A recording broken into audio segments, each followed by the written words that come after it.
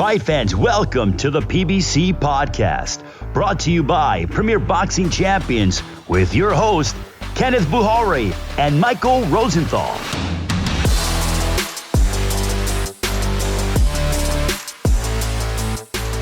Welcome everyone to the PBC podcast. I'm Kenneth Buhari.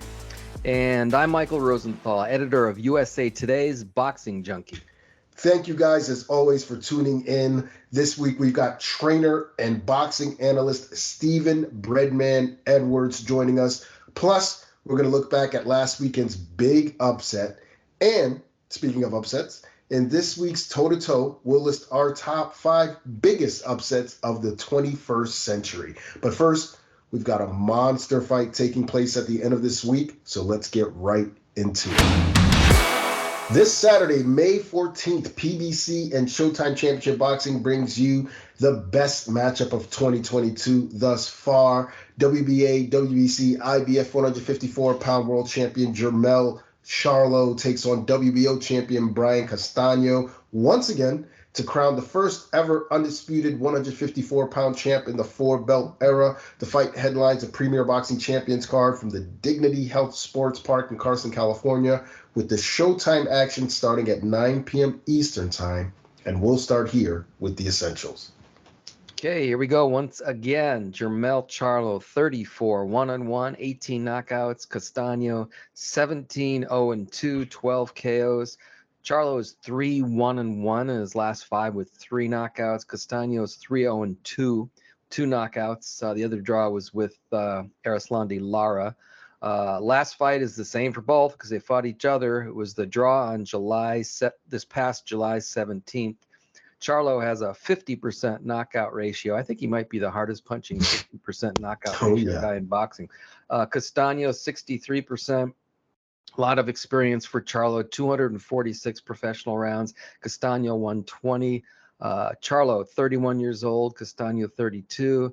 Charlo turned pro back in 2015. Kind of hard to believe he's been in the pros for 15 years. Custio, 2012. They both fight from an orthodox stance. Big height advantage for Charlo, 6 feet to 5'7.5", and a good reach advantage too. 73 inches for Charlo, 67.5 for Custio. I guess it didn't make that much of a difference in the first fight. We'll see what happens this one. Charlo is from Houston and Custio is from Buenos Aires in Argentina. You brought up the first fight. Let's go back and discuss that a little bit. How did you score their first encounter? You know, I actually didn't remember. I had to actually go back and look at it, but I ended up scoring it 115, 113, 7 rounds to 5 for Custio because I thought he outworked Charlo by a small margin. But I think that the score either way, or even 114, 114 would have been appropriate. In other words, I think the draw was perfectly appropriate. I don't think it was even remotely controversial. It was a good back and forth fight that could have gone either way. Yeah, it was a great fight. It was a fight of the year candidate. I have not scored the fight. I really score fights. I just sort of watch and study the fighters, try and figure out who's the better fighter and how good of a fighter they are and what they're doing in the fight, and sort of get a sense for what's happening and who's winning that way without going round by round. And the matchup, of course, tells you who is the better fighter. I think we didn't get much clarity from the first fight, and I believe to some extent the fighters feel the same way. What can Charlo do to ensure a decisive victory? Charlo had to rally to salvage a draw, if you recall. He won the final 3 rounds on all 3 cards, which was the result of Derek James telling him in so many words, dude, you need to get a knockout. So he really fought with a lot of urgency at the end. Charlo needs to fight with that kind of urgency the entire fight, or at least more of the fight. One interesting CompuBox stat was that Custio threw almost twice as many power shots as Charlo did. That's pretty striking. That won't work for Charlo in the rematch, and he more or less acknowledged that recently. He said the draw lit a fire under him, that he's locked in, and that he'd like to end the fight early. So he really sounds like he's locked in, which I think is important. That sounds like a guy who isn't going to hold back in the fight. Yeah, I mean, I think he needs to box more. We forget at times how good a boxer he is because he's given us so many highlight reel KOs. I think he needs to move a little more, work the body more, utilize his jab more, control the distance against the smaller man. What about Custio? What can he do to earn a victory on Saturday night? Well, I think his mission is essentially the same as Charlo's. He threw more punches than Charlo, but he didn't throw as many as he usually does. I think he tasted Charlo's power early in the fight and wasn't quite as willing to step, toward danger as he normally is in his fights. Well, I'm not sure he's going to have a choice in this fight. He's going to have to take more chances to get the job done, in my opinion. He might get knocked out for his effort, but that might be his best. Also, might be his best path to victory. Well, he's talking knockout. I mean, that's what he's talking, which is interesting. I wonder if that factors into the game plan. I mean, I think his game plan was sound the first fight. I actually think he needs to be a bit busier. He's a volume puncher by nature, but as you mentioned, he wasn't as busy as he typically is, probably because of Charlo's power. I also think he needs to target the body more as well. In your opinion, what will be the difference in this fight? I think the fight will come down to how much Charlo wants it. He's the better boxer. He has, in my opinion, he has more punching power. If he's willing to fight through Castano's nonstop pressure, which could be, even more intense in this fight than it was in the last time, and maintain a high punch rate, I think he's going to win the fight. And I think that's what Charlo is going to do. I don't think he'll let Castano control the fight with his aggression like he did to some degree, I think, in the first fight.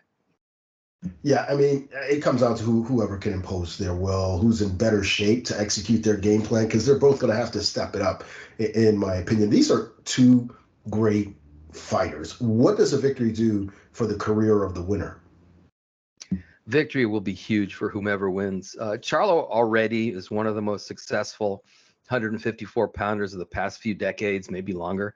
I think becoming undisputed champion lifts him to another level, both in terms of his place among the best fighters today and in comparison to the great 154 pounders of the past, guys like Terry Norris and that lot. I don't know if he's there yet, but a victory on Saturday would be a significant step in that direction.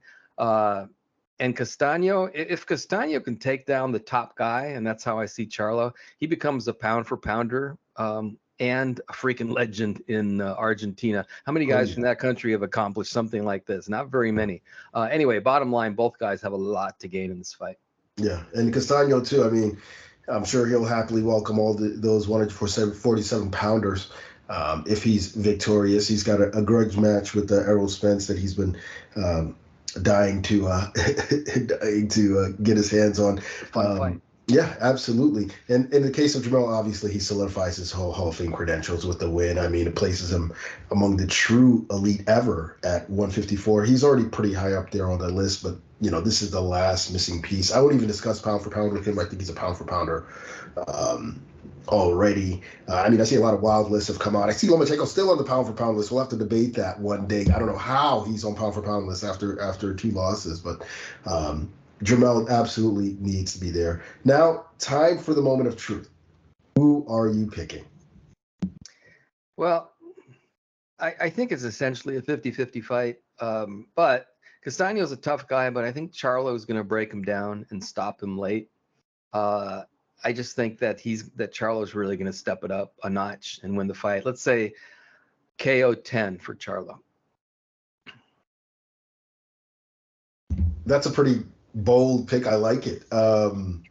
Give me Charlo by decision here. I think it's going to be close. I think it's going to be competitive. I expect him to box more, try and break Castano down. I think this is a treacherous fight for both guys. Both are capable of hurting the other, but if Charlo can utilize his athletic advantages, keep Castano at a distance, and make him pay when he closes that range, he should win. But, again, this isn't an easy fight for either fighter, and that's what it should be when the two top guys in a division square off. Now, in the co-feature, two unbeaten welterweight contenders throw down. Jaron boots Ennis, takes on Custio Clayton. It's a 147-pound title eliminator. I think I already know your answer here, but what are your thoughts on Boots?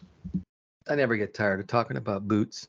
You know how I feel about him. I think he's potentially the reincarnation of Roy Jones Jr., the pound-for-pound king waiting to happen, if you will. I can't say he's there yet because he's still building his resume, but he has it all. It's just crazy ability, crazy quickness, crazy power, and there's a nasty attitude to go along with everything else. And on top of that, I think he also has a great chin. He got nailed with a huge shot from Thomas Delorme and didn't even blink. No one is unbeatable, but it's going to take a special fighter to take this guy down. Yeah, absolutely. I mean, he's got every skill in the book. He's super talented. He's got power, speed, high ring IQ. He's got it all. I still would like to see his chin tested, and I think he can get caught when he's throwing, but that's a risky proposition for opponents. And besides, I mean, all fighters can get hit. What about Clayton, Mike? What are your thoughts on him? Well, the guy's no joke. He had an excellent amateur career, which culminated in an appearance in the 2012 Olympics for Canada. I think he was eliminated in the quarterfinals, so he actually won a couple of matches in the Olympics. And he's also he has good all-around skills. He's tight technique. He's got quick hands and feet. He's got some power. He's not as dynamic or athletic as Ennis is. And he drew with the guy that Ennis knocked out, Sergey Lipinets. If you want Sure. to, if there's any, meaning to making such a comparison, but he's a legitimate title contender. I have to add one more thing. He's 34, which means he better get moving if he hopes to have a strap wrapped around his waist at some point. For that reason, this is just a huge fight for Clayton. It might be kind of like a do or die fight for Clayton. Yeah, and I anticipate that we'll see the best Clayton because of that. What's your prediction? Well, I think this is one of those matchups is going to come down to levels. Clayton is really a really good fighter. Ennis is flirting with being a truly special one. I wanted to use the word great, but I'm going to hold off until he proves that at a higher level. I just think Ennis has too much of everything for Clayton, who I expect to get overwhelmed in this fight. I'm going to say Ennis KO 7. Nice, I like it. I like Ennis here too. I think late stoppage. I think he'll have to use his brains quite a bit in this fight in order to break Clayton down. I wouldn't be surprised if it went the distance, quite honestly. But I expect Ennis to do his thing. In the TV opener, undefeated super bantamweight Kevin Gonzalez takes on veteran Emanuel Rivera in 10-round action. What can you tell us about Gonzalez? Well, I have to confess, not too much, but here goes. First, he's unbeaten. He's 24-0-1 with 13 knockouts. He's ranked number 6 by the WBA, but not by any of the other organizations. I'm basing the rest of this on what I could find of him on YouTube. At first, I thought he looked pretty ordinary, but the more I watched, the more I realized that he's a pretty slick boxer with quick hands and feet. He has good footwork. He's good at slipping punches, that kind of thing. And he has some power too. He's stopped his last 2 opponents, and they were pretty brutal knockouts. And he's young. He's only 24 years old, so I'm guessing this kid's going to get better. This will be his first fight outside Mexico, so we'll see how he does in this stage of his career. But I thought he looked pretty good. What about Rivera? What can you tell us about him? Okay, Rivera's a 32-year-old from Puerto Rico, 19-2, 12 knockouts. He's not ranked. He suffered a loss to Nate Green in 2017, and then he stepped away from the sport for 4 years. Came back last year. I think he has had 2 fights since coming back. I think both were last year. Won both fights, including a knockout in November. Other than that, I really don't know anything about him. He obviously has some ability based on his record, but we'll see what he's got on Saturday. This is kind of like the Rivera showcase. Yeah, it sounds like, and I assume that you're picking Gonzalez here. Which is an interesting concept because I really barely heard of either guy before the thing. But now, I'm pretty sure Gonzalez is the guy to watch. He's young, he's ranked, he's got some ability, he's making his U.S. debut. This guy might actually turn out to be something. Rivera is just a wild card. So I'm going to go with what I know, which is that Gonzalez is a solid, hungry guy with ability. He's going to win, probably by late knockout. Yeah, I like Gonzalez by stoppage here. I expect him to make a statement in that stacked division. Now, it's time to bring in our guest this week. He is a respected trainer, a respected analyst, one of the best boxing minds in the game, no question, and always a good listen or a good read if you check out his daily bread mailbag on BoxingScene.com, Stephen Breadman Edwards. Breadman, as always, thanks for taking the time to join us. First, there was a big upset this past Saturday. What did you make of Dimitri Bivol's victory over Canelo Alvarez? Man, first off, I want to say that I picked Canelo to win the fight because, everybody in boxing, they always have to be right about their pick. I thought that Canelo would win the fight. I just thought that I thought it would be a tough fight stylistically, but I thought Canelo would win the fight because, there's a lot of rumors that Bivol isn't the most durable guy. And Canelo's been so hot lately, it's just really hard to pick against him. But, I have a saying that, when a fighter has been hot for a good amount of time, it's the best time to fight them because they always come back down to earth. even if you're a great fighter, like it's like a basketball player getting 50 back-to-back games. Well, you could kind of bet that he's not going to get 53 times in a row. You understand what I'm saying? Like, in this era, everybody kind of, like, runs away from a guy that's hot. But if you've been hot for an extended period of time, I feel like that's the best time to fight a guy because they cool off a little bit. So, I was expecting Canelo to cool off his last fight against Caleb Plant, but I was kind of one fight off. But I think Bivol fought a heck of a fight, wasn't intimidated. He had real good sound fundamentals. For as good as Canelo is, he likes, he doesn't really punch in combination unless your back is up against the ropes. Bivol stayed off the ropes. He took a little something off his punches so he didn't run out of gas. He was just trying to touch Canelo with sharp shots. Canelo has a little bit of stamina issues, so when Canelo would try to rest, Bivol would pester him with shots. He fought a really, really good disciplined fight, man, and he earned it. I didn't think the fight was that close, but nevertheless, he got the decision and he earned it, and that was a big time win. What can Canelo do to improve in a rematch? You know what, man? He's too short to fight that laid back against a guy that tall with that kind of pedigree and that kind of size. Just like Canelo's not unbeatable, Bivol's not unbeatable, but Canelo will have to up his conditioning. He's going to have a higher work rate. He's going to have to use his feet to close the distance and put, the pressure that he puts on guys, it's kind of like an intimidating pressure where he walks to you, he got good defense, and he kind of like makes guys like shell up and get intimidated from him, and they go up against the ropes, where Bivol just 40 him in the center of the ring, man, and just, he refused to go up against the ropes and let Canelo hit on him, and he kept like a stance. He stayed in punching position, so Canelo, he's lugging around a lot of extra muscle than what he used to have. So, he's going to have to really, really improve his conditioning and up his punch count to beat a guy like that because he's only 5'8". You know what I mean? He can't be fighting laid back. And, even when he's making a miss, he's really not in range to land any shots. So it's not a insurmountable task, but the way he fights, it's always going to be, a close fight, or the other guy's going to have a case for winning if a guy is that big and he's a light heavyweight. He may can get away with it with hitting on smaller guys because they may can't take his punches that good. But Bivol, light heavyweights walk around at 200 pounds. 210 pounds, so they used to being hit by him, so, he would have to really, really up his conditioning in order to beat a guy like that. So he's not going to beat Alexander Usyk anytime soon? No. You know what? Somebody asked me that, man, and I said, if he can beat Usyk, he's the best fighter to ever live. Yeah, right. I don't think it's going to happen, though.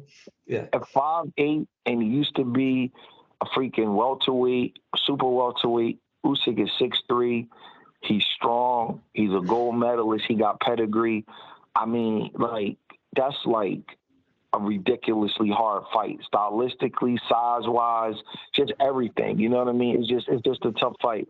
But guys like I don't know if you guys remember, but guys like Jeff Fennick and Barry McGuigan and Aaron Pryor, they got the kind of engines to beat a bigger guy like that because they coming at him in such a way where they're wearing the guy out with their feet and their movement and closing distance. Canelo comes, don't get me wrong, he brings it, but he's bringing it like in a methodical way. You know what I mean? He's not running nobody out of gas with the way he's coming. And he just not going to beat a big guy like that, with that kind of jab and stuff like that, because he's really not putting him under no stress if the guy's not intimidated by him. Right. Who would you pick in a rematch between Canelo and Bivol? Right now, from what I just saw, I would pick Bivol. But, I mean, listen, Canelo got a great trainer. He's a great fighter. They can make adjustments, and, he obviously understands. If you listen to him in the corner, he said he was tired.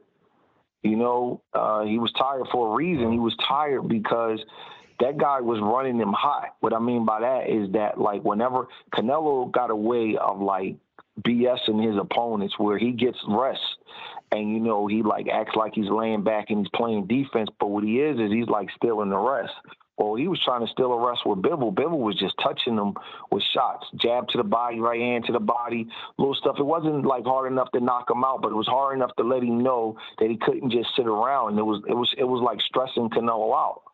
So I would pick Bivol, you know, if they fought in a rematch. But I don't think it's going to be a rematch.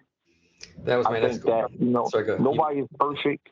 Nobody makes the right pick every time, but I think that Canelo wishes that he probably fought some other guys than fighting a light heavyweight with that kind of pedigree when he could have fought super middleweights and middleweights. Yeah, my next question was whether you thought he should go into a rematch or just go ahead and fight Golovkin at 168 in September. I think it's an easier fight. Yeah. That's for sure. You know, everybody in boxing don't have the luxury to be able to pick their own fights. You know, Canelo can pick his own fights. He could tell you when they're going to fight, when you're not going to fight. He could tell you how much you're going to make, or you can make him an offer that's just more than any fighter, than 99.9% of the fighters in the history of boxing ever made. He's making on an average of 50, 60 million a fight. So he could pick whoever he wants to fight. You know, in this particular fight, you know, he just picked a tough fight. You know, he sometimes nobody gets it right. You know, he's not God. You know, if he knew everything that was going to happen, tell me what the lottery is going to be tomorrow. You know, like he just miscalculated. You know, it's a tough fight that he picked. But if he has a choice, I'm sure somebody's going to tell him pick Golovkin. Golovkin's 40. He's closer to his height. He's smaller. You know, it's just common sense. I don't even consider it a cherry pick. It's just common sense. Like, if he picks Golovkin, but Bivol again, he loses 2 fights in a row, then, you know, it takes some of the luster off of his shine. You know, even if the guy is a little bigger than him, he's not going to get that much sympathy because he's picking his opponents. You know what I mean? He's picking them for a reason. You know, Kovalev was bigger than him also. So, you know, he has to be careful because if he loses another fight, you know, he's not going to be able to command the same amount of money that he's been commanding. So he got to be careful. But I don't think he's going to mess with that guy again. Every fighter knows what they were up against, and he knows he was in the tough fight. He can say what he wants, but he knows that he lost, and he knows he was in the tough fight. That dude, I'm not going to say he outclassed him, but he beat him handily. I thought the guy won maybe 9 rounds. Yep, that's how I scored it. Who do you think wins the fight between Bivol and Artur Beterbiev? It's a good that fight just got closer. You know, got closer. Beterbiev's a strong guy. He hits you in spots that you just, man. He's just freakishly strong. He does a lot of damage to you. But he is getting older. He is a little slower. If you ask me today, I would say Beterbiev, but I'm not 100% sure. You know, Bivol is going to be better because of that. You know what I mean? He's going to be better. But the pressure that Beterbiev puts on you and the pressure that Canelo puts on you is different. Oh, yeah. Beterbiev comes in a way where he's not trying to lay back and counterpunch you and be slick. I would pick Beterbiev right now. You know, he's just such a damaging puncher. He's so physically strong, and the pressure that he puts on you is a little bit more taxing than the pressure that Canelo puts on you. So right now, I will pick Beterbiev. Now, who do you think should be the pound-for-pound king right now? I've always said it was Terrence Crawford, and people argue, like, resume, this, that, and the other, and, you know, you can – here's the thing that people have to realize is that a guy like Canelo is always going to have a chance at having the best resume because he can pick who he wants to fight, and he offers a career-high payday for everybody. So people just don't get that, and it's hard to explain that. But the number one guy in boxing as far as box office usually has at least a very, very good resume because he can pick anybody he wants to fight. He could go whatever weight division he wants. He could get whatever title shot he wants. He gets to kind of create the value of the fight and determine the purses. So his resume is always going to be a little bit different. It's like Oscar De La Hoya's. I'm not saying that they don't deserve props for taking tough fights because they do, but his resume is always going to be a little bit better because he can pick who he wants to fight. Terrence Crawford can't pick who he wants to fight. He has to fight who the network is willing to pay for him, who's willing to fight him. It's a lot. Everybody can't pick who they want to fight. So I've always said that it was a 1A, 1B kind of thing, but I always gave the edge to Crawford. And, I mean, that's just my opinion. I would say it's Crawford. Usyk has an argument. Emanuel has an argument. Canelo is still in the top 4. And Earl Spence, in my opinion, has the best, resume at welterweight. And he's the top 5. Those guys have always been my top 5 fighters. But I think Crawford has the edge right now. But it's subjective. If anybody said it was Emanuel or Usyk, I wouldn't argue. Yeah. Got it. So looking forward now. So we also have a huge fight coming up this Saturday when Jermell Charlo and Brian Custio meet again to crown an undisputed 154-pound champion. First, what were your thoughts on the first fight? I thought it was a really good fight, man. It was, they just kept revving it up each round. They would just keep taking it to the next level. It was a good fight, highly competitive. It was violent. Both guys did well. And, it's a shame because PBC been trying to unify that 154-pound title forever, and it's just been taking so long. And they had that fight end in the draw, and then they got to do it again. But I thought it was a real good fight. So I'm going to ask you the same question about both guys. What adjustments does Charlo have to make to get the result that he wants? Charlo, to me, is, if he's not a great fighter, he's very close to being a great fighter. He wins this fight, he's probably a Hall of Famer. I would say that he is. Because out of all of the guys in the PBC 154, he's been the most consistent. I don't know if he's been the best, has the best performances, but he's been the most consistent. But he loses a lot of rounds for an elite fighter. If you look at his fights, he loses just as many rounds as he wins. It's weird, but he has a clutch gene where he hits you with the shot that he wants to hit you with, and he either hurts you or knocks you out. You know what I mean? But round for round, punch for punch, he really couldn't keep up with Castano. But he's clutch, so he knows how to hit you with a shot that you don't see or a shot that you're not expecting. And it's not luck because he does it every fight.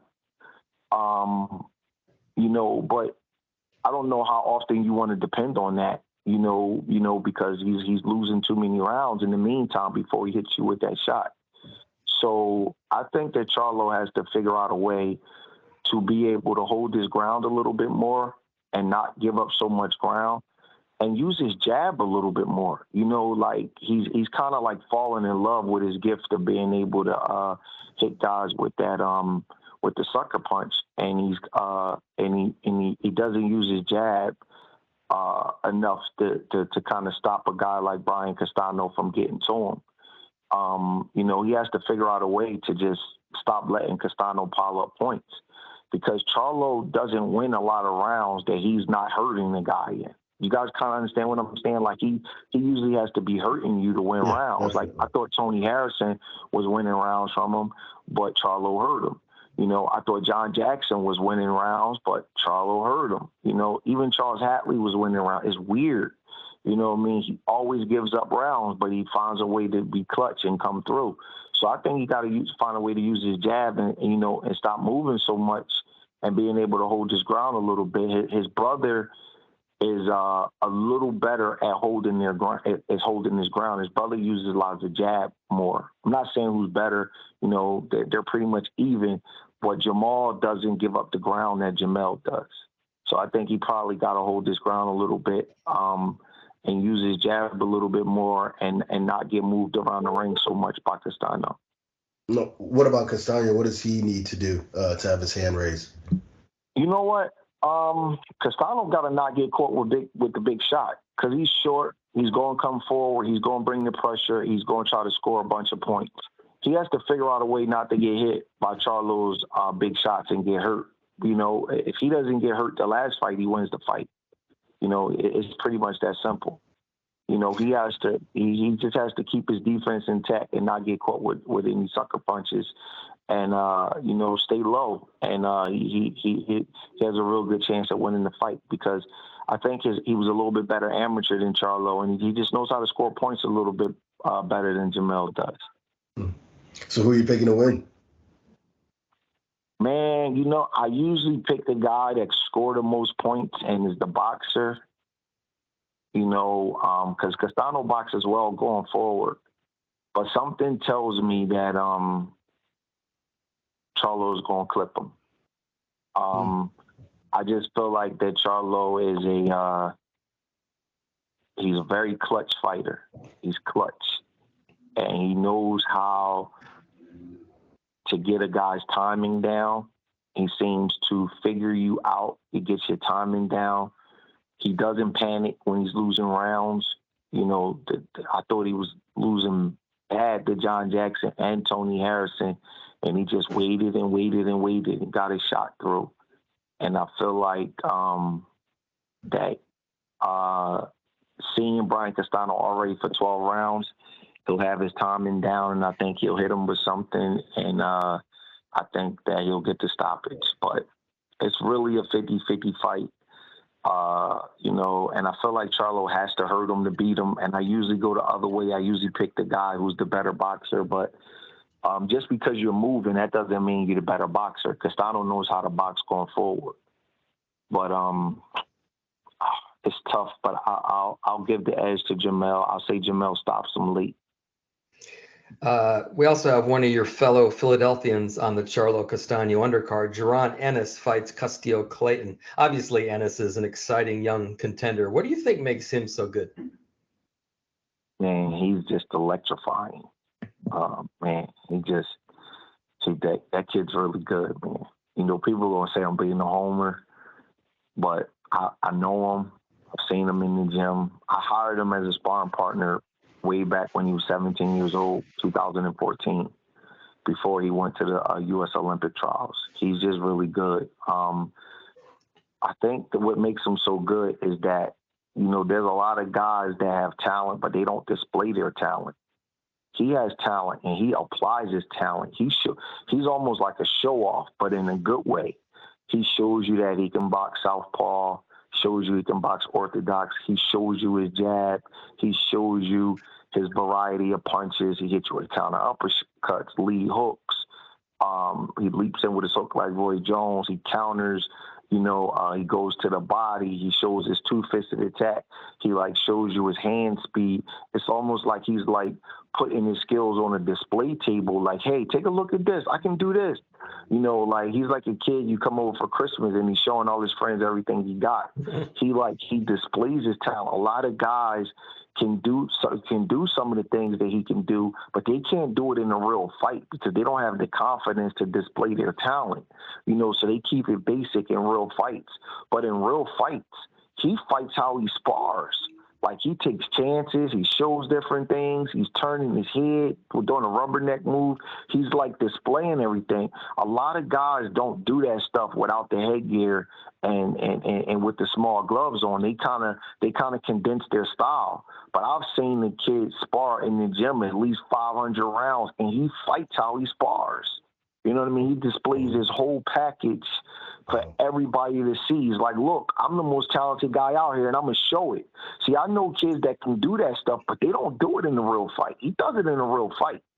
You know, that kid can go.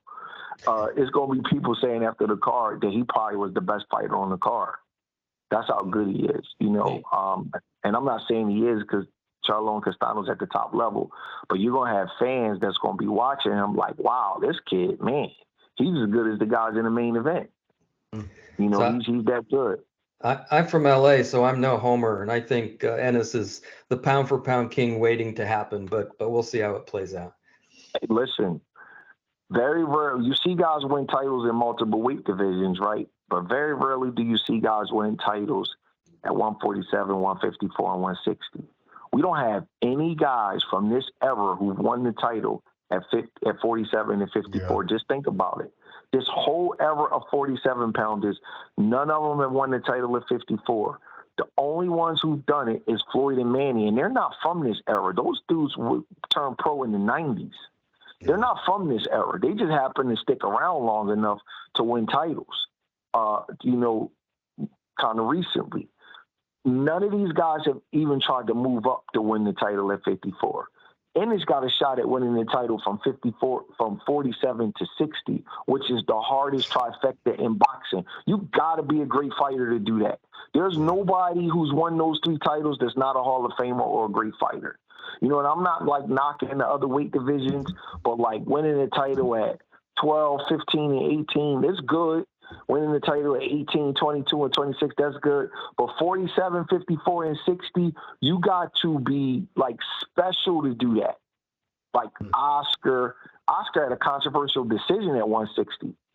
Tito, Ray Leonard, Thomas Hearns, Roberto Duran, Sugar Ray Robinson. They didn't have a 54-pound title, but he won the title at 147 and 160. Mickey Walker. There's like 6 or 7 dudes in the history of boxing who's done that. That is I'm telling you, those are the hardest titles to win ever. As a matter of fact, I'll name them. It's Mickey Walker. He won the title at 47 and 60. They didn't have a 54. It's Sugar Ray Robinson. It's Emil Griffin. It's Sugar Ray Leonard, Thomas Hearns, Roberto Duran, Oscar De La Hoya, Felix Trinidad, and Miguel Cotto. In the history of boxing, that's 9 men that won that trifecta. And this kid right here got a shot because he's huge for the weight. He's huge for 47. He got a shot to win titles from 47 to 60. Nobody wins those titles unless you're special. And, guys in this era haven't. The only one that's even tried is Kell Brook. He's the only one that's tried to move up. And that fight was kind of weird. Like, Golovkin had an opponent fall out, and he just kind of, just jumped in. But this kid got a shot. He's that good, man. He's about 5'11". He got like a 74, 75-inch reach. He got really long arms, got real good reflexes. He's filled out for the weight. Any areas where he can he can improve? Yeah, he can improve. He can definitely improve. He's a little young and vigorous right now, and you know how it is when you're young. You don't believe you can be hurt. So he doesn't fight recklessly, but he kind of fights in a way where he's in love with his offense. So you got to be careful with that because anybody could get clipped. Like Lubin is a little bit like that. Lubin's such a talented guy. He kind of fights in a way where he's in love with his offense. But Ennis is harder to hit than Lubin is. So he can improve. Just being at the top level against those kind of guys will get you better. So it's definitely stuff that Ennis could do. I'm not saying that he's out already, because anybody can improve, but he's going to be hard to beat. And he's a gym rat.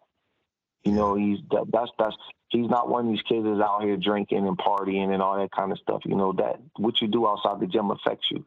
He's a kid that if you go to his gym, when he don't have a fight, he's in there holding the pads and helping guys out. And just he hangs out in the gym.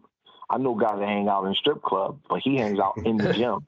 You know what I mean? So it's like his boxing mind and his sharpness is going to be a little bit different than the average guy because that's where he hangs at. He just loves boxing. I don't know. I've seen Custio Clayton fight before, and he's the kind of guy that doesn't engage a lot, so he might try to survive. So I don't know. I usually pick Ennis by knockout, but a world class guy that doesn't want to be knocked out is kind of hard to knock him out. But I don't expect him to lose, and I don't expect him to lose a round. He don't lose rounds. He very rarely does he lose rounds. So I definitely don't expect him to lose Saturday night. I expect him to put on the show, but it depends on how willing Clayton is. But Ennis knows how to cut the ring off. He knows how to cut you off and walk you down. So you're not going to just run from him all night. He's constant with his attack, and he doesn't get tired. I'm telling you, man, he's like, he's a hard kid to deal with. So if he had to fight Errol or Terrence right now, what do you think would happen? You know what? My honest opinion is this, and this is as honest as I could be. I would not pick against Ennis. Oof. Oh. Now, this is not me saying that he can beat them, because there's levels to boxing, and you got to see him up in that level, and you got to see him get hit with 8-ounce gloves on by them dudes. Earl is serious business, especially when he's fighting downhill. And Crawford is a master clipper. You know, he knows how to hit you with shots that you don't see. And I just ranked them number 1 pound for pound in the world. Those guys are top 5 pound for pound. So I believe that Ennis has the talent to beat him, but you got to apply that. But I'm telling you right now, I wouldn't pick against the kid. I wouldn't bet. I would just leave the fight alone and just watch it and enjoy it. You know, people say, well, he's too young and this, that, and the other. I'm going to tell you right now, I'd rather be 24 than 34. You know, boxers reach their peak a lot earlier than people realize it. You know, I'd rather be 24 than 32. You know, those guys are, you know, 7 and 10 years older than him. Ennis turns 25 in a couple of months, I believe. I think he turns 25 this year, if I'm not mistaken. I wouldn't pick against the kid. I would just leave it alone and enjoy the fights. That's how good he is. Yeah, and let me tell you something else. He's bigger and faster than both of them. I've been around all of them. He's bigger and faster than both. And I think he might have a little bit more natural God-given talent. Doesn't mean he'll win the fight. I want to say that. You know, I'm not saying I'll pick him to beat both of them. Those guys are great Hall of Fame fighters. What I'm saying is that I would not pick against that kid no matter who he was fighting between 47 and 54. I wouldn't care who it was. That's how good he is. I am with you. Breadman, talking boxing with you is the best. We really appreciate you. Appreciate that, man. Appreciate that. Thanks, Breadman. As always, look forward to having you back on again soon. Yep. Thank you. Thanks for having me. All the best. Take care. Take care. Coming May 14th. Charlo now unloading, but back comes Custio.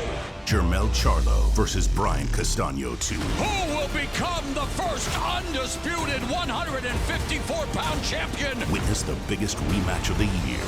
Plus rising star Jaron Ennis. Knockout 28-0. He is ready. Want to know your eyes when it comes to the best. This is a fight you want to see again. The best against the best.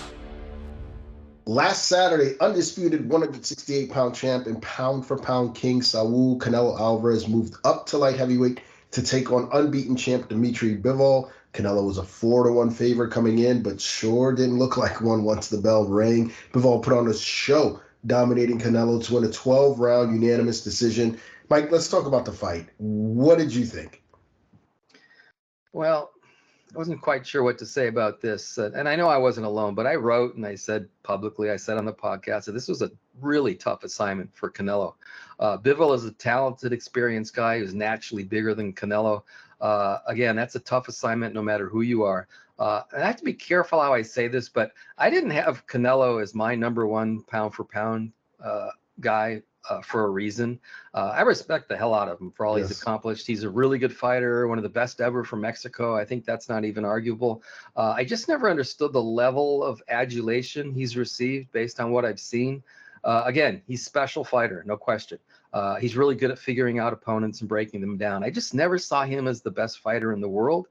For example, I see guys like Terrence Crawford and Naoya Inoue as excellent boxers who are also excellent boxers who are just more dynamic, quicker, more athletic than Canelo. It seems to me that they could just do more, and they do more than Canelo when they fight. And Inoue punches harder than maybe anyone pound for pound. He might be the biggest puncher pound for pound in the world, certainly one of them. I thought that those guys were better than Canelo before Saturday, and I do now. Bivol just helped me by making my point. So that's sort of what I took away with this is great fighter, Canelo, but maybe not quite as good as people thought. Yeah, I mean, as far as the fight itself, I thought Bivol boxed brilliantly. It didn't look like he left first gear. He had a great game plan. He took advantage of things I'd seen when Canelo fought Caleb Plant. You know, there's been a lot of revisionist history regarding the Plant fight, maybe because it ended in a KO, but I thought it was very close at the time of the stoppage, and quite a few people had Plant ahead. I thought Plant not only used his jab effectively to offset Canelo's attacks, but he was also able to counter Canelo's flurries, which were two things that Bivol did obviously really well. And Bivol stayed disciplined. I think if he had thrown more, he may have been able to get a stoppage, or not. I don't know, but it certainly looked like Canelo was slowing down late. How surprised were you that Bivol was able to dominate Canelo? I'm surprised he was able to dominate to the extent that he did. It was shocking to see Canelo's level of frustration in the second half of the fight. He seemed tired, beaten, a little lost, frankly. That was a strange sight based on how dominating he's been for so long. I'm watching that fight thinking, I know Bivol is naturally bigger, but he's also just better. And he's giving Canelo a boxing lesson. It goes back to what I said earlier, though. Bivol is a good, experienced boxer with a size advantage. We really shouldn't be too shocked. I completely agree for you. I agree with you, I should say. I was thinking maybe the moment might be too big for him, that, Canelo would eventually break through, but I wasn't any of those things. He was more than ready for the moment. What about the scorecard? What do you think of the judges, 115, 113, all three of them? Well, of course, the most important thing is that the right man had his hand raised, and it was unanimous, which is good. That said, I think the scoring was at least somewhat insulting to Bivol. The scores make it seem as if the fight was close, and it wasn't, in my opinion. I had it 117, 111 for Bivol. That's 9 rounds to 3.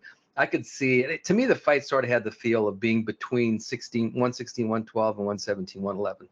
One of those two. But I even think 116, 112 is sort of giving Canelo the benefit of almost every doubt. In 15, 13, I don't know. That all three judges gave round 12 to Bivol. Had at least 2 of them scored it for Canelo, the fight would have been a draw. Then we would have had a major robbery on our hands. So it's good that it turned out the way it turned out. Yeah, exactly. At least the right man won. How do you think things would play out in a rematch? Well, I have to think that Canelo would come in with a different game plan. I mean, all he really did was throw single power shots, most of which missed the mark, and I think wore him down. He didn't wear Bivol down; he wore himself down. I imagine he'd be more patient. He'd throw a lot more body shots to slow Bivol down, and work more methodically toward a knockout. Frankly, I'm just stunned that that's how he fought the fight. I mean, if that was the game plan, it was just awful. Now, would he be able to do that the way I described that he should approach the second fight? I don't know. Bivol would still have his ability and still have his size advantage, along with the confidence of winning what I thought was a one-sided fight. I think the result might be the same. Yeah, I wouldn't be surprised either. I think Canelo can make adjustments. He can jab more. He can go to the body more. He can mix up the speed and power on his punches more. He'll have much more success if he can do that. However, I think Bivol can make improvements too. I think he can go to Canelo's body more. So I have to lean toward Bivol if they fight again. Should Canelo go for a rematch? That's a tough one. The instinct is to want to avenge disappointment like that, which is why he said that something like this doesn't end like this. I totally got that. At the same time, you have to, read the writing on the wall. He said after the fight that he would have to give it some thought and made reference to the size difference, which I think was significant. Honestly, if I were advising him, I'd take the third fight with Golovkin in September and then build towards a rematch with Bivol later on. How do you think this loss affects Canelo's legacy? I don't think it affects his legacy that much, to be honest.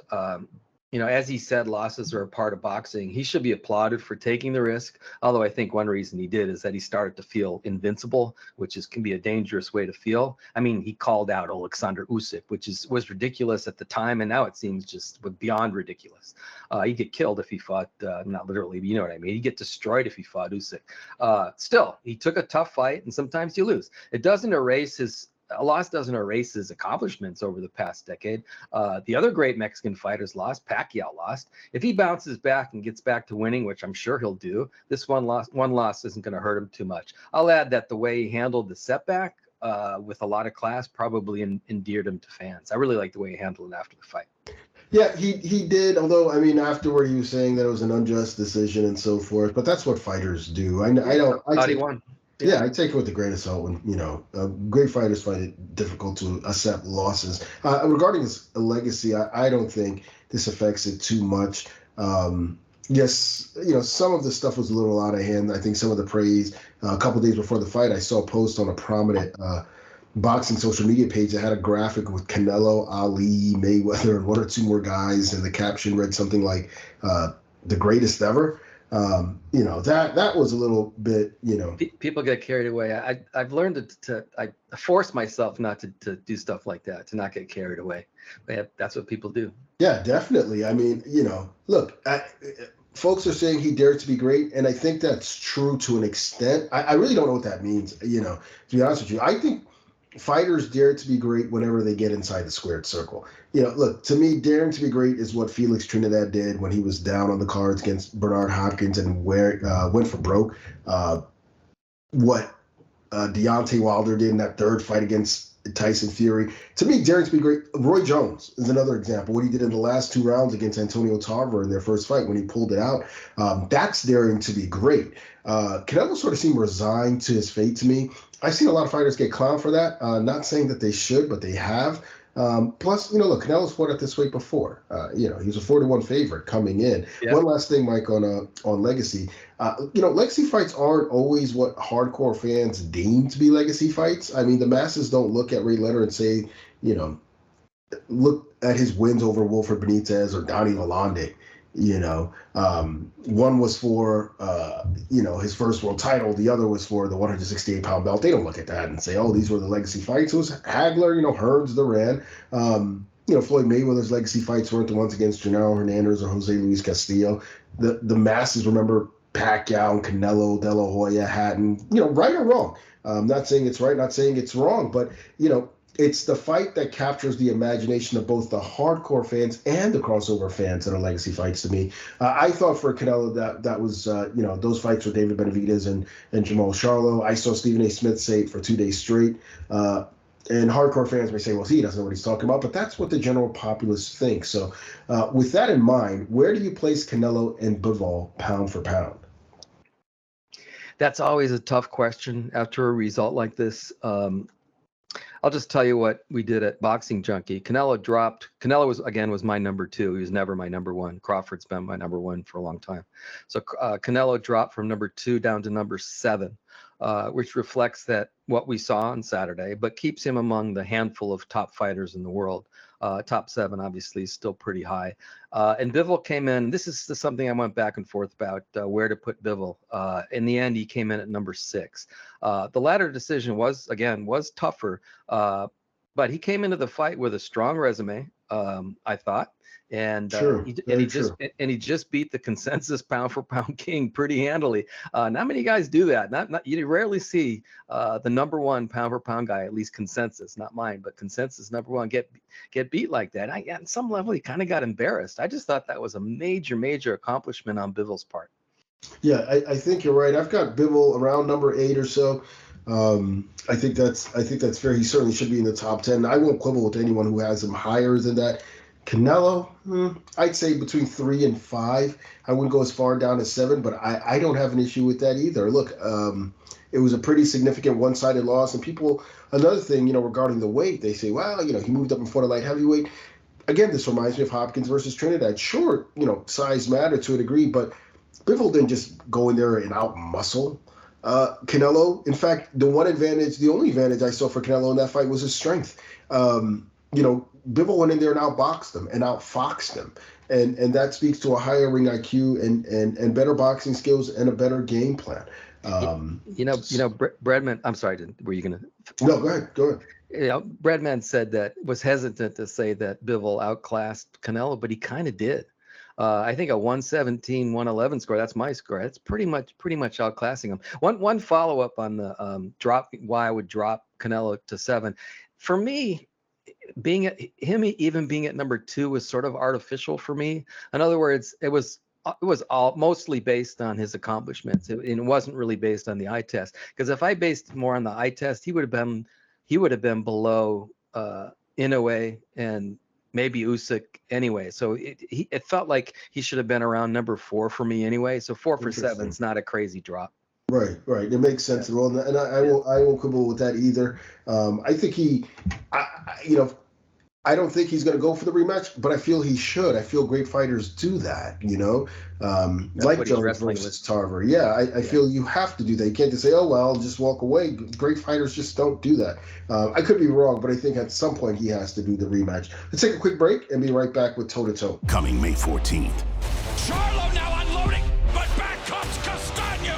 Jermell Charlo versus Brian Castano 2. Who will become the first undisputed 154-pound champion? Witness the biggest rematch of the year.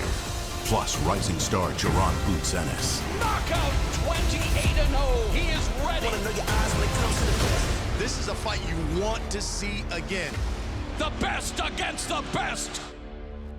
All right, it's time for Mike and I to go toe-to-toe. This week, we're listing our 5 biggest upsets of the 21st century, active fighters included, and we'll go in ascending order. So, Mike, the floor is yours. Okay. Now, I debated whether or not to include this fight in my top 5 and decided in the end to include it, and that's Bivol Alvarez, the fight that we just saw. I made that decision because of the way Alvarez was perceived going into the fight. Again, consensus pound for pound king in his prime, by the way, seemingly unbeatable. I think Callum Smith actually said that he was unbeatable. I think he might have been referring to 168 pounders and below, but he actually used that word, unbeatable. And yes, Bivol was respected going into the fight, but he was relatively unknown, and certainly no Canelo. No one is. Well, we saw what we saw. Bivol, his skill set on full display, did the impossible, in my opinion. He dominated Canelo to the extent that he won what should have been a clear decision, even though it was 115, 113 on all 3 cards. I wasn't shocked, but it has to be considered a monumental upset. Yeah, I think so. No question. I mean, I was shocked, and it was a monumental upset. It doesn't make my list. However, I think you got a pretty strong case. Maybe there's some nostalgia involved in my list. My number 5 is Anthony Joshua versus Andy Ruiz Jr. That seemingly came out of nowhere. I will say this. I watched Ruiz's fight with Demetrico, I believe was his name, about 6 or 7 weeks out before the Joshua fight. And during that fight, he landed a couple shots, and the way he was fighting, I was like, this guy's dangerously good. And when he signed to fight Joshua, I just remember thinking, man, if he lands those kind of shots that he landed on that guy against Joshua, he could win the fight. And I really wanted to pick Ruiz. Alas, I did not. I'm so mad at myself. It happens, though.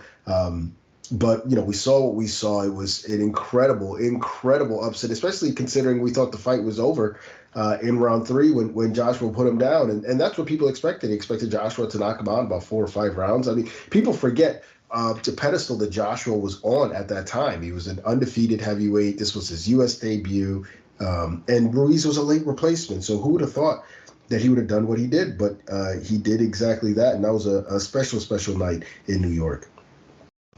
Yeah, I agree. That's why it's on my list, but it's a considerably higher than the way you have. You know what? I knew that Ruiz was good. I mean, I've seen him fight live, and I've always been amazed at his quickness, in spite of his size. I just didn't think he had the power to do what he. I wouldn't have thought he would have the power to do what he did with Joshua. But I'll talk more about it when the time comes. Okay, sounds good. Let's go to number 4. I'll kick this one off.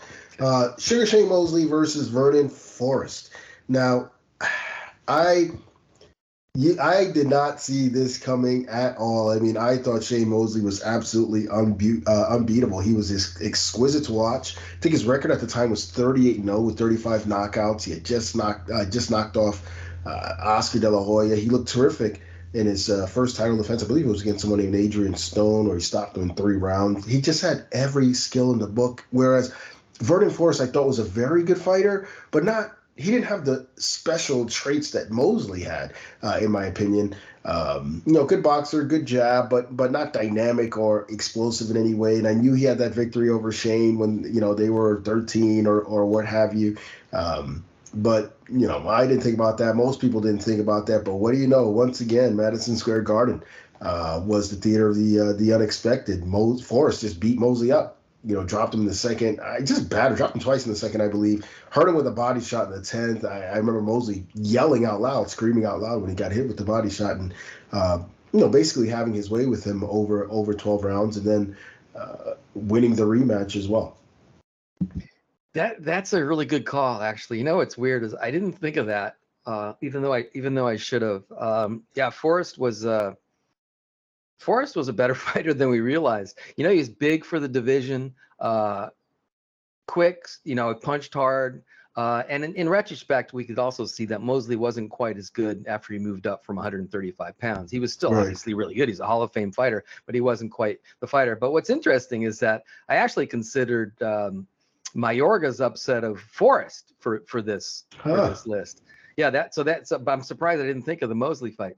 Mosley was considered pound for pound number 1 or number 2 back then. Yeah, I didn't think of it for whatever. I fell down on that one, but I did think of, it was pretty surprising when Ricardo Mayorga beat Forrest. Didn't he beat Forrest twice? Yes, he did. Yeah, so those were pretty surprising up. So Forrest ended up in a lot of upsets during that period, and I'll never forget what happened to him. May he rest in peace. Yeah, great fighter. Who's your number 4? So my number 4 was Tyson Fury versus Vladimir Klitschko. I guess in retrospect, we can see that Klitschko was starting to show signs of his age. He was 39 for that fight. I remember he had some shaky moments against Bryant Jennings in his previous fight. I didn't think too much about it, but I was kind of watching going, that was a little bit surprising. At the time, it was difficult to imagine Klitschko losing because he'd been dominating for so long, for like a decade. He was like untouchable. And then Fury just schooled him. I know people thought it was a boring fight, and I guess it was. But I found it fascinating because I'd never seen anybody do that to Klitschko, who was just completely neutralized by Fury's boxing all-around skill set. It was a classic passing of the torch fight and a fight I won't forget. Yeah, it was at a certain point, I had stopped watching Vladimir's fights because the outcome was a foregone conclusion. Not because he was fighting stiffs, but he was just that much better than everyone else except for his brother. I mean, he was literally beating guys one-handed, just controlling the fight with the jab. And if he felt like it, he might throw a right hand and knock you out because his right hand was that powerful. I did not. I thought Tyson Fury was just a big mouth who was talking all this talk but was not ready. I just thought he was a super heavyweight version of David Haye, and that he was going to get his comeuppance once he got in the ring with Vladimir, but that was not the case. And boy, that was a shift in terms of the heavyweight landscape. That signaled the end of the Klitschko era. Yeah, it was pretty shocking. I mean, I knew Fury was a good fighter, but I didn't realize he was that good. And now in retrospect, you're like, okay, it makes sense because Fury now we look at Fury as just a tremendous boxer for a guy that size. So and Klitschko was getting old. Although Klitschko had that one more last stand against Joshua, which was pretty impressive. He really showed his mettle in that losing cause. Yeah, absolutely. Let's go to number 3. Who you got? Okay, so I didn't intend to include Vladimir on the list more than once, but here we go. Vladimir Klitschko and Corey Sanders. This was March 8th, 2003. Klitschko had already been stunned by Ross Purity, who stopped him early in his career. But he got past that and he built himself into, the dominant heavyweight of the early 2000s. Then things just kind of went wonky for Klitschko. Sanders was a big, strong southpaw from South Africa. The guy could really punch. He landed some big shots in the opening round. He put Klitschko down, and Klitschko just never recovered. He went down a few more times in round 2, and the fight was stopped. 3 fights later, Klitschko was stopped by Layman Brewster, which also could be on this list. Those two are almost interchangeable. I'm still not clear, what was going on with Klitschko during that period, why he struggled the way he did. But he got through it and he actually had his best years after that. So, he bounced back for some major adversity to become, arguably the heavyweight of his generation. Right. I didn't put it on the list simply because he was not quite the heavyweight at that time. It looked like it. I guess it looked like it until that fight. So there's a good reason, but he wasn't the man the way so many others were on this list was. But boy, that was surprising. It's funny because Sanders was like a 3-4 round fighter. Like if you got past those early rounds with him, he sort of faded quickly. And but Klitschko couldn't get out of those rounds. He was super quick, powerful, sharp southpaw, one of the more underrated heavyweights of his time. I mean, the guy had Vitaly Klitschko wobbling around the ring when they fought too. Ultimately, Vitaly stopped him, but it wasn't easy early on. That was definitely a huge upset. I remember watching that in the afternoon on HBO and with my mouth wide open. My number 3 is Felix Trinidad versus Bernard Hopkins. Trinidad was a 3-1 favorite going in. He was probably my favorite fighter at that time. I just thought Hopkins was a sort of rough and tumble Philly fighter, and no way was he beating Tito, who was just looking like a special talent. And some might say, well, the fight was at middleweight, but Tito had just knocked out the number 2 middleweight in the world in 5 one-sided rounds. I mean, dropped the guy 3 or 4 times. So it looked to me like, Tito was just as powerful at 160, and there was no way Hopkins was going to take those punches, but Hopkins just did a number on him. I mean, I couldn't believe what I was seeing. That is still one of the most magnificent performances I have ever seen. I mean, he outboxed him, wore him down, broke him down, and then just started beating on him until he put him away. It's what every great fighter wants to do, and he did it in the biggest moment of his career, not to mention tied Carlos Monzon for middleweight title defenses with that victory, and did it in front of a hostile crowd. That is just one of the most special wins that I have seen in my life. Yeah, sadly for me, that is obviously I was around during that time, but I'm just a little vague on my memory of it. I'm looking at the record, the box rec right now, and Hopkins had been meeting like good fighters, but got not stars. And then he steps up to fight a guy like Trinidad who's just destroying everybody. So I guess I get why people thought that Hopkins might lose the fight, but in retrospect, it seems kind of silly, doesn't it? Because Trinidad really was, he was a good boxer, but he wasn't that great of a boxer, and Hopkins was just an absolute master. So in retrospect, it's easy to see how Hopkins won that fight. Yeah, exactly. Now it's just like, but back then it was, Trinidad was 40-0, 33 knockouts. Right? No, he's a beast, absolute beast. Unified at 147, unified at 154, and it looked like, and he held a 175, but it was a unification fight at 160. Big win for Bernard Hopkins. Let's go to number 2. I'll kick this one off. My number 2 is Lennox Lewis versus Hasim Rahman. Now, Lennox at that time was widely considered the best heavyweight in the world, and Rahman was considered a decent contender. Someone that Lennox should take out handily. The fight was in South Africa for God knows what reason. But Lennox, I believe, did not train the way he should have. I remember they did a 30-day weigh-in or something like that, and he weighed like 270 something. At that weigh-in, and they said, oh, well, he had clothes on and this and that. But, it was a lethargic performance. He obviously did not take Rahman seriously, and boom. In that, I believe it was the 5th round, that big right hand for Rahman as Lewis just was hanging out along the ropes. And that's a fight that could have really damaged Lennox's legacy, to get knocked out like that, especially after what happened with McCall. A lot of people were like, oh, he's a fraud, he was a fake, this and that. And a lot of people were picking against him in the rematch. But, what do you know? Lennox came back and stopped him in beautiful fashion. But that was certainly one of the biggest upsets of the 21st century. Yeah, which is why it's number 2 on my list also. Okay. Yeah, you mentioned Oliver McCall. That was early in Lewis's career, but he was pretty young at the time. He's still building his legacy as the best heavyweight of his era. When he fought Rahman, he was like the established king of the division. He's another guy who seemed like almost like he was unbeatable.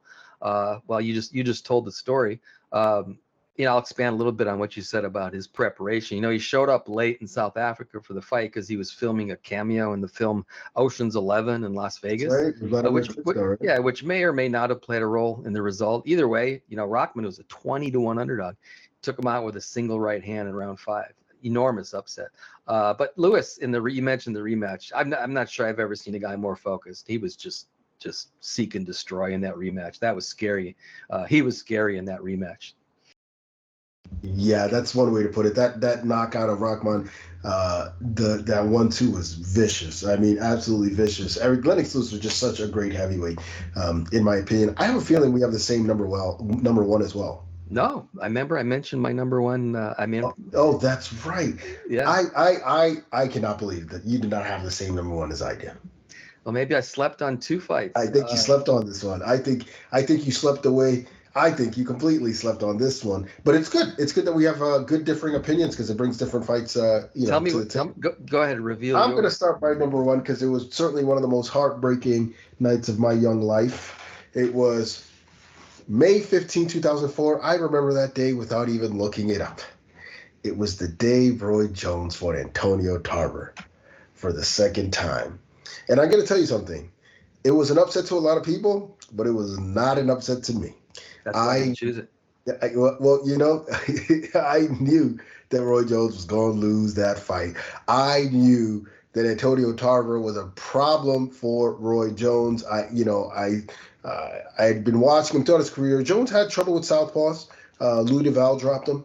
I think Frankie Lau stopped him in the amateurs. Eric Hardin gave him a very tough time when they fought, and I just thought, Tarver takes a good shot. He's good defensively, and he hits that. I mean, he's got serious power in both fists, man. I don't know. And what really, the kicker for me was Tarver's trainer was a guy named James Buddy McGirt, and I remember growing up, reading.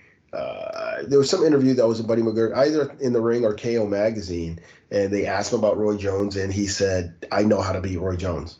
If I was a super middleweight, I would beat Roy Jones. I know exactly how to beat Roy Jones." And that was the man in Tarver's corner. One last thing, the two of them had fought when they were 13 years old at the Sunshine Games in Florida, and Tarver had won. So he had the confidence. He didn't come in there like other fighters wowed by Roy Jones. He came in there thinking that he was going to win. And so I was deathly afraid of Antonio Tarver as a huge Roy Jones fan. And the first fight just confirmed it for me, confirmed everything that I feared. And I remember thinking, Jones, just barely escaped in this fight. If he fights this dude again, he's getting knocked out. And I tell you what, that's exactly what happened. I didn't think it was going to be in the second round, but that's exactly what happened. No question, though, that was one of the biggest upsets of the 21st century. Jones obviously was, the pound-for-pound king, one of the greatest fighters I've ever seen, just a living legend. And for him to go out like that, coming off, the victory over Tarver, but before that, the impressive win at heavyweight over John Ruiz was just a big shock. Yeah, no, you know what? I didn't sleep on this. I thought long and hard about including this fight, but what happened, you described it. What happened in the first fight made it seem like he was in trouble in the second. Yeah. I guess Jones said that, difficulty making weight. I guess, he'd gone up in weight to fight John Ruiz, and then he had to come down, which now we know was just a disaster in terms of what it did to his body. Yeah. But even then, after the first loss, you kind of go, yeah, something's off. And so when they fought again, I was like you, I was biting my nails, before the fight, thinking, I don't know what's going to happen here. So yeah, technically, I think you're right. It is an enormous, although Jones was only a 4-1 favorite, which is pretty substantial, but it's not a huge favorite. But anyway, since I sort of saw it coming, I didn't include that on my list. Yeah, good call by you. Let's go to your number one. So my number one is what you had. I think your number 5, Andy Ruiz and Anthony Joshua in June 2019. The image of this chubby guy jumping up and down with his hands up in the air after knocking out Anthony Joshua is just an image that I just can't forget. I still think this is the king of the 21st century upsets. You said it. Joshua was the man. Olympic gold medalist. He was unbeaten, heavyweight champion on a collision course with Tyson Fury. It seemed. I had respect for Ruiz, but come on, Ruiz, a late replacement for Gerald Miller. On top of everything else, I just didn't think he had what it took to take down somebody like Joshua, and then he did it. Remember, he hurt Joshua with that shot to the temple, and it was all downhill from there. Yeah. I was just watching this fight with my jaw hanging open. I'm like, what the hell am I seeing? Yeah. And Joshua essentially just gave up in round 7. But it was Ruiz who made him give up. He deserves all the credit in the world for his performance in that fight. Of course, we know what happened in the rematch, but that's a different conversation. Yeah, and I think if Ruiz had trained, maybe we would have seen, a similar outcome in the rematch. Who knows? Because Joshua did seem a little spooked. He boxed carefully. Yeah, he boxed very carefully in the second. And I don't blame him. That was an incredible night. That was something none of us saw coming in. And part of the intrigue of Andy Ruiz Jr. is that we know he's incredibly talented, and when he puts it together, he can beat anybody on any night. And that's going to do it for this week's show. We want to thank Stephen Breadman Edwards for joining us and breaking down the fights this weekend. Of course, the big one Saturday night on Showtime.